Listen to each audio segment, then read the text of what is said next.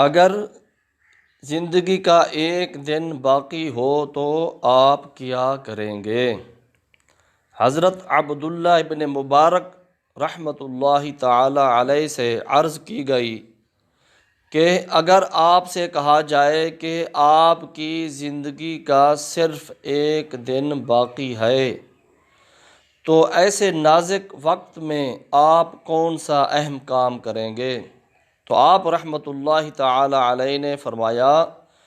میں لوگوں کو علم سکھانے میں مصروف ہو جاؤں گا۔ یعنی علم سکھانا یہ ایسی عبادت ہے کہ جس سے انسان قلیل سے قلیل وقت میں بہت ساری بھلائیاں اور خیر جمع کر سکتا ہے۔ تو چونکہ یہ نازک وقت ہے اور ایک ہی دن زندگی کا بچا ہے تو اس میں زیادہ سے زیادہ بھلائی اور خیر کو جمع کرنا ہے، تو اس لیے حضرت عبداللہ ابن مبارک رحمۃ اللہ تعالی علیہ نے جواب دیا کہ اس قلیل وقت میں زیادہ سے زیادہ خیر و برکت اور بھلائی جمع کرنی ہے تو میں کیا کروں گا کہ میں لوگوں کو علم سکھانا شروع کر دوں گا۔ اس لیے آقا دو جہاں صلی اللہ علیہ وآلہ وسلم نے فرمایا کہ خیرکم من تعلم القرآن وعلمہ، تم سب سے بہترین وہ شخص ہے اور تم سب سے بہتر وہ شخص ہے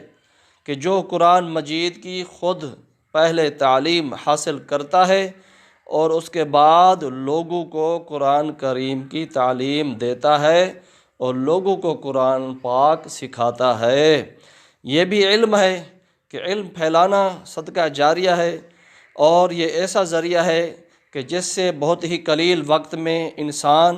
بہت ساری خیر و برکت جمع کر سکتا ہے۔ اللہ تبارک و تعالی ہمیں